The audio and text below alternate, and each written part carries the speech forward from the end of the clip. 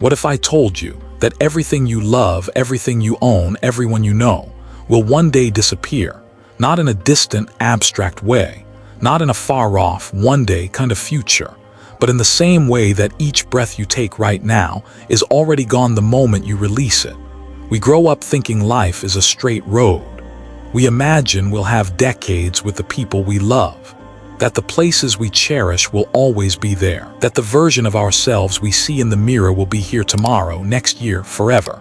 But life is not a straight road. It's a river, and rivers never stop moving. I still remember a summer afternoon when I was 10 years old. My grandmother sat on the wooden porch of our family home, peeling an apple with hands that had known nearly 80 winters. Her voice was warm, her smile gentle. I thought she would always be there, like the sky, like the mountains. 2 years later, that porch was empty. Her chair sat in the same spot, but she was gone. It wasn't the first time I lost someone, and it wasn't the last. But it was the first time I understood something without having words for it yet, that nothing stays the same. Not people, not places. Not even the me who thought I would never forget the sound of her voice. You see, our greatest illusion is the illusion of forever. We believe this moment is just a stop on the way to somewhere else, as if life will truly begin when we get that promotion, find that relationship, buy that house, or finally figure it all out. But while we're waiting for life to start, life is already moving past us. One sunset, one season, one heartbeat at a time. The Buddha called it anicca, impermanence. It's not a curse. It's not life being cruel. It's simply the nature of existence. Everything that arises will pass away. Every beginning already carries the seed of its ending. Most people hear this and feel sadness. Some even feel fear. But there's another way to hear it. If you truly understand impermanence, you don't become hopeless. You become alive. Think about it. If you knew that every conversation with a friend could be your last, wouldn't you listen more deeply? If you knew that the person you love might walk out the door and never come back, wouldn't you hold them just a little longer? If you knew this morning would never come again, wouldn't you notice the way the light falls across your coffee cup? Impermanence isn't here to take from you. It's here to wake you up, because the truth is, the present moment is the only thing we ever have. The past is gone. The future is a story we tell ourselves, and yet most of us live everywhere except now. We replay arguments from last year. We rehearse fears for next month.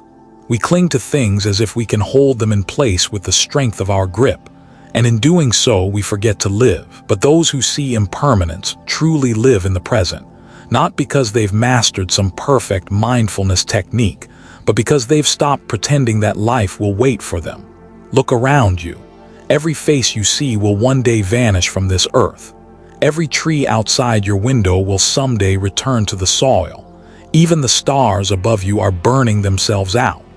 This is not meant to depress you. It's meant to set you free, because when you let go of the illusion of forever, you stop taking now for granted. You start tasting your food instead of scrolling through your phone. You look your loved ones in the eyes when they speak. You breathe deeper. You say, "I'm sorry" sooner. You say, "I love you" more often. Impermanence is not an enemy to fight. It's a teacher, one that whispers, "Don't wait, don't hold back, live now." And once you truly see it, you can never unsee it. Every sound, every sight, every touch becomes a little sharper, a little more precious. Not because it will last, but because it won't. So here's the real question. If you could finally see life as it is, constantly changing, constantly slipping through your fingers, what would you do differently right now? The Buddha once said, "All conditioned things are impermanent." It sounds simple, almost too simple, but within those 5 words lies a truth vast enough to change the course of a life. In the language of the Buddha, the word is anicca. It means nothing in this world, no person, no feeling, no thought, no object can remain the same. Everything is in motion. Everything is arising and dissolving. We tend to imagine change as something dramatic, the ending of a relationship, the loss of a job, a loved one passing away. But in the Buddhist lens, impermanence is not just the big events. It's happening right now in ways so subtle we rarely notice. Your body, for example. Even as you listen to these words, millions of your cells are dying and millions more are being born. Your skin is shedding. Your blood is circulating. Your thoughts are flickering in and out of existence like fireflies. You are not the same person you were when you began this sentence. The cup of tea you left on the table. The heat is already escaping, the flavor shifting, the flower in the vase. Its petals are losing moisture with every second, the clouds in the sky. They will never return to that exact shape again. Impermanence is not an idea, it is reality itself. But here's the paradox. Even though change is the most constant thing in life, we live as if it isn't happening. We cling to the illusion of stability. We build mental walls telling ourselves, this will last, this will stay the same. We hold on to identities. This is who I am. This is who they are. This is how life works. And when reality moves, as it always will, we suffer. The Buddha didn't teach impermanence to make us pessimistic. He taught it to free us from this cycle of clinging and pain. When you see that everything is passing, you stop demanding that it should stay. You start meeting life as it is, not as you wish it to be. It's like watching a river. If you expect the water to hold still, you'll be frustrated forever. But if you accept its movement, you can begin to appreciate its beauty.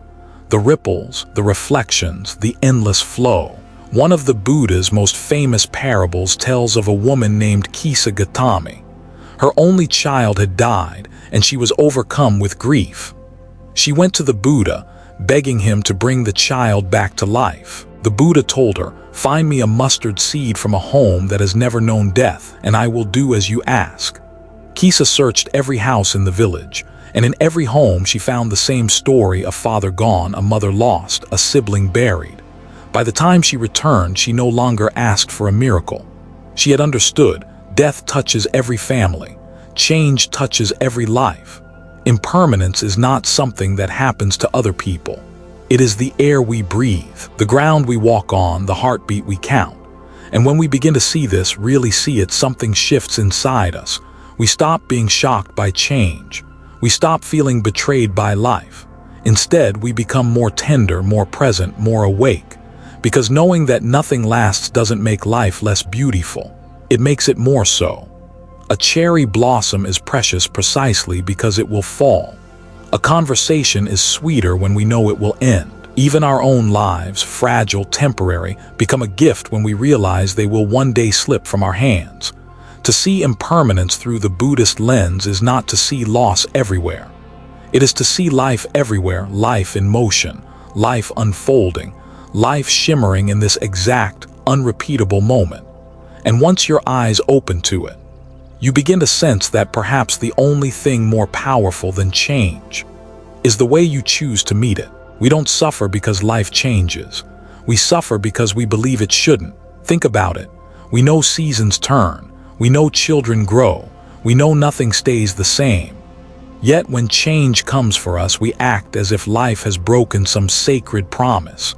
We fall in love and quietly hope it will always feel like the first week. We get a good job and expect the company to remain stable forever. We see our parents healthy and strong and pretend we have infinite time with them. But reality doesn't sign our contracts. It doesn't agree to hold people, places, or moments in place just because we wish it.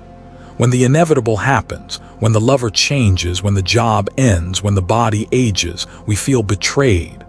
We call it loss. We call it tragedy.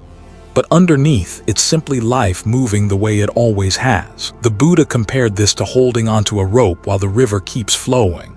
The tighter we grip, the more it burns our hands. Our clinging turns the natural flow of life into pain. Look at heartbreak. The relationship didn't just vanish overnight. Feelings shifted slowly, words changed, little moments of distance began to appear, but we looked away. We told ourselves, this will pass. We'll get back to how we were. And when it didn't, the shock cut deeper than the loss itself. Or think of aging. Our bodies whisper to us all the time. The first gray hair, the slower recovery after exercise, the laugh lines that don't fade. But instead of listening, we deny it. We buy creams, chase diets, hide from birthdays. And so, when our bodies eventually fail, we are not prepared. This denial is everywhere. We design cities to keep nature out, then act surprised when storms flood our streets. We build entire identities on things we can't control: beauty, wealth, status, and then crumble when they slip away. The Buddha called this dukkha, suffering born from craving and clinging. It's like trying to trap sunlight in your hands. You can hold on as tightly as you want, but the more you close your fists, the less light you keep. The pain is not in the change itself. The pain is in the refusal to change with it. Imagine standing at the shore, watching waves roll in. If you expect them to stay, you will be endlessly disappointed. If you try to hold back the tide, you will exhaust yourself. But if you accept their movement, you can walk with the rhythm of the ocean. You can let the water touch your feet without demanding it stay there forever. In truth, impermanence becomes unbearable only when we fight it. When we stop fighting, change is no longer an enemy. It's a companion, a guide. And here is the quiet tragedy. Most of us spend our lives trying to freeze a moment, only to miss the thousands of moments passing through our hands while we're busy holding on. Perhaps the question is not, how do I stop things from changing? Or perhaps the real question is, how do I live so fully in this moment that when it changes, I have nothing to regret? Change is rarely loud. It doesn't always crash into your life like a wave. Sometimes it slips in like a whisper. Most people notice impermanence only when it shouts, when a relationship ends, when a loved one passes, when a sudden event shakes their world. But the truth is, change is happening constantly, quietly, in ways so subtle they escape the untrained eye. Right now, as you listen to this, your breath is different from the last one. The air is a fraction warmer or cooler.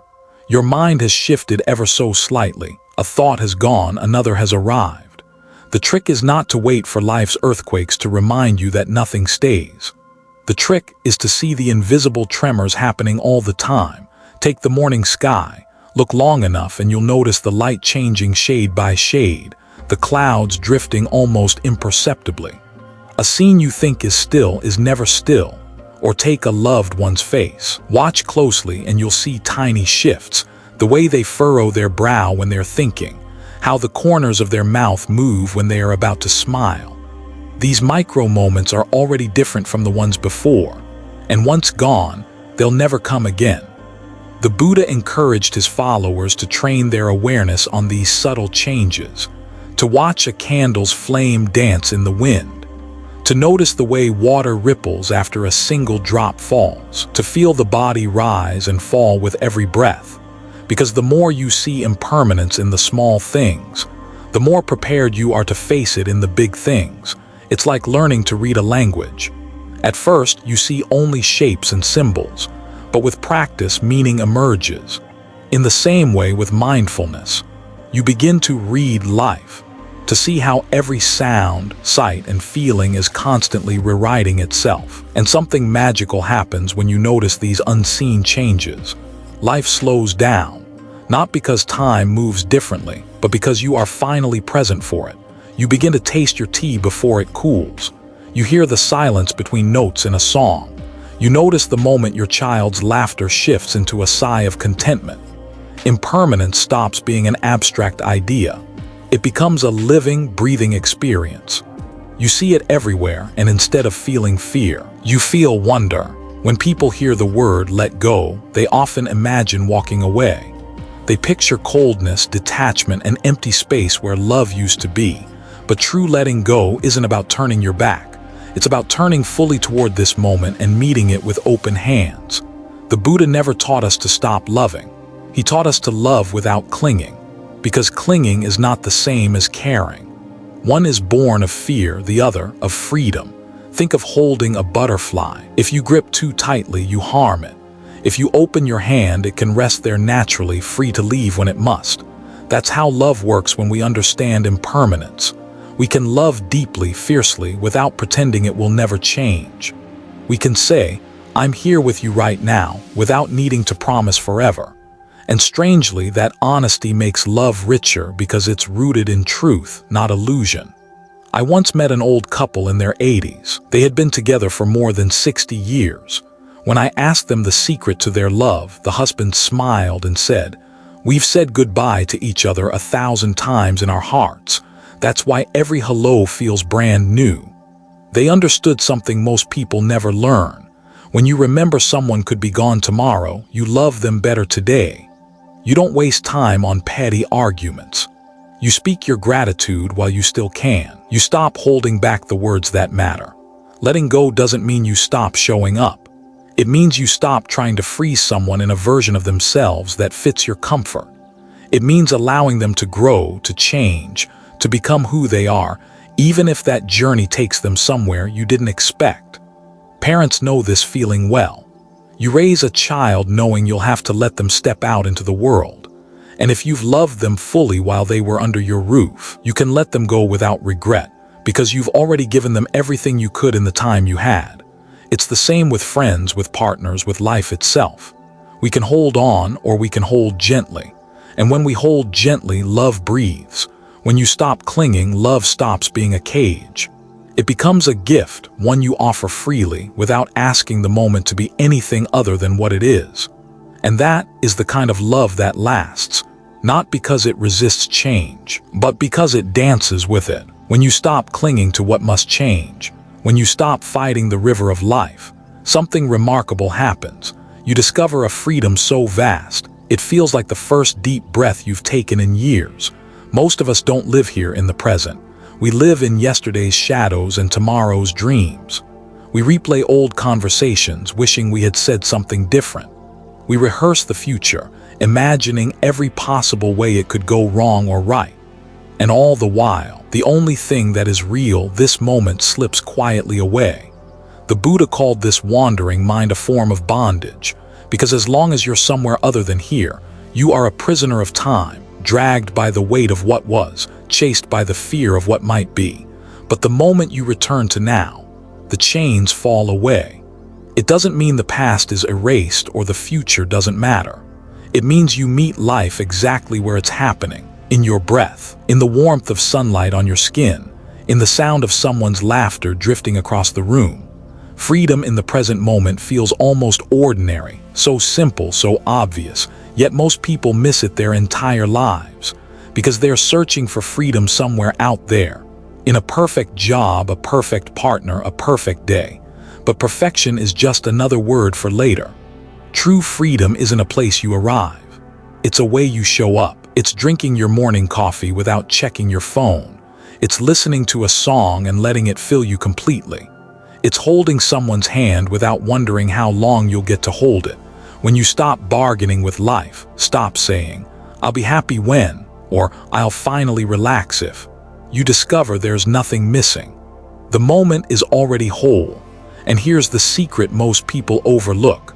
Living fully in the present doesn't make you careless about the future. It makes you wiser about how to shape it. Because when you are awake right now, your choices are clearer, your actions are kinder, your heart is open. To be free in the present moment is to live without the illusion that you're guaranteed another one. It is to walk through life knowing that every word, every glance, every breath is unique, and to treat it as such.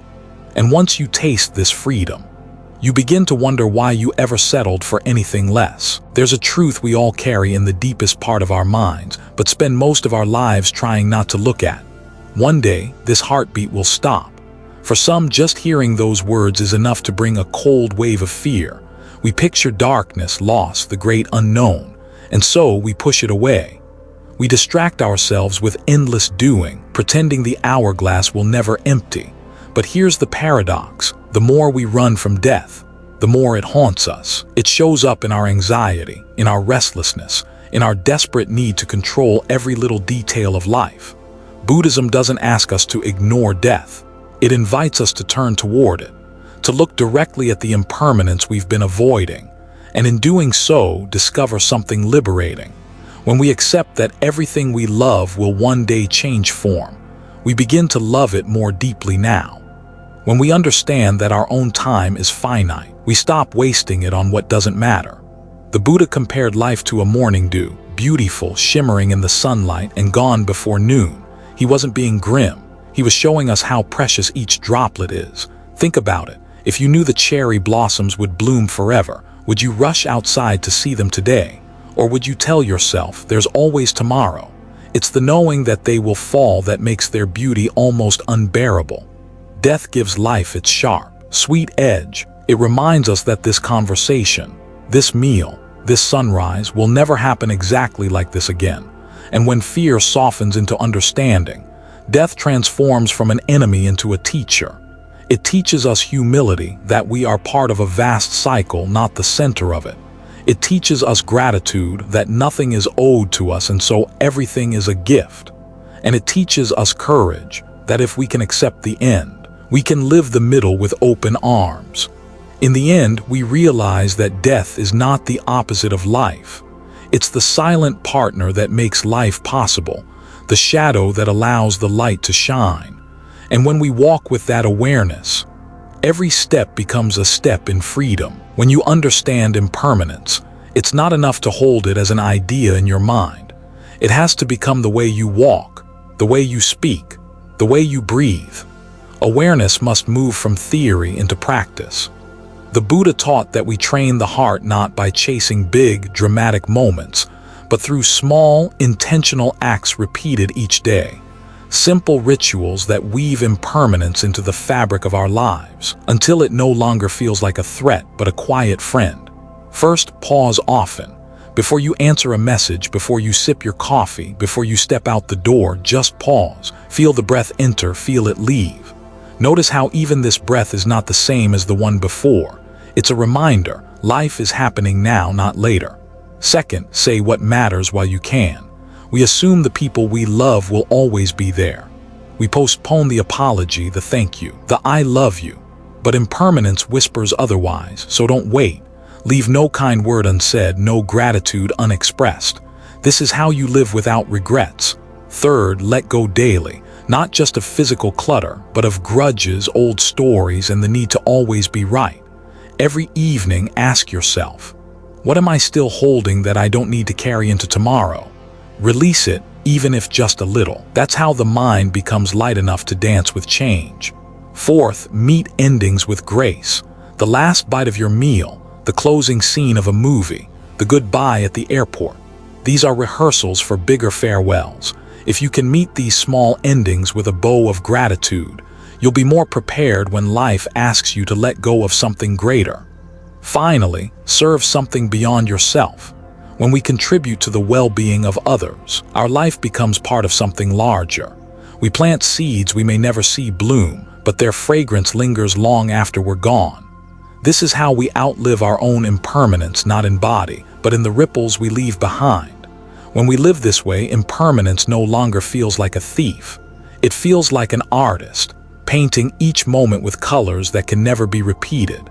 And we become humble witnesses, cherishing every stroke before it disappears. When you live with awareness of impermanence, something subtle begins to happen. People notice, not because you preach, but because you embody a calm they can't quite explain. You listen without rushing. You forgive without keeping score. You cherish without clinging. It's not dramatic. It's not loud. It's the quiet kind of influence, the kind that changes rooms without announcing itself. Think of a still pond. Drop a single pebble and watch the ripples spread outward. They reach the edges without force, just by being what they are. Your mindfulness works the same way. A coworker sees you respond with patience instead of anger, and it plants a seed. A friend watches you let go of a disappointment, and it makes them question why they hold so tightly to theirs. Your child notices how you pause before reacting, and they begin to pause too. No lecture, no slogans, just the silent teaching of example. In Buddhism, this is Dharma in action. It's how the truth travels not only in sutras, but in footsteps, in tone of voice, in the way you look at the world as if every moment matters. The beauty of the ripple effect is that you'll never fully see its reach. You may touch lives you've never met, in ways you'll never hear about. A smile to a stranger could change their day, which changes how they treat the next person, which might soften an entire chain of interactions. And here's the secret. You don't need to control the ripple. You only need to drop the pebble, again and again, moment by living awake, by living kind. When enough of us do this, the world doesn't just become kinder, it becomes lighter. We remember that we're not just individual drops. We are the whole ocean, moving together, each wave carrying the imprint of the ones before it. We've traveled together through the landscapes of impermanence, from the illusion of forever, to the art of letting go, to finding freedom in the present. And here we are, at this single moment in time, a moment that has never happened before and will never come again. If you pause and feel it, there's a quiet miracle here. Your heart is beating, your lungs are filling. Somewhere the earth is turning beneath your feet, and sunlight, even if hidden by clouds, is reaching for you. This is it. This is the gift. We spend so much of life chasing the next thing, the next achievement, the next purchase, the next someday we think will finally make us whole. But impermanence whispers a different truth. You are already holding everything you truly need. Right here, right now, the breath you're taking is enough. The person in front of you is enough. The life you have is enough. And when you live from this knowing, the fear of loss softens. Because you're not waiting to live, you are living, fully, openly, gratefully. Buddhism teaches that the present is not a stepping stone. It's not a bridge to somewhere better. It is the destination itself, and like every destination, it will change. This moment will pass, but another will arrive, and you, awake, aware, and unafraid, will be there to receive it, like a friend you've been waiting for your whole life. So take one more slow breath. Feel it rise, feel it fall. Smile at the sheer wonder of being here, in this unrepeatable, irreplaceable, perfectly impermanent moment, because forever doesn't exist, but this does, and that is enough.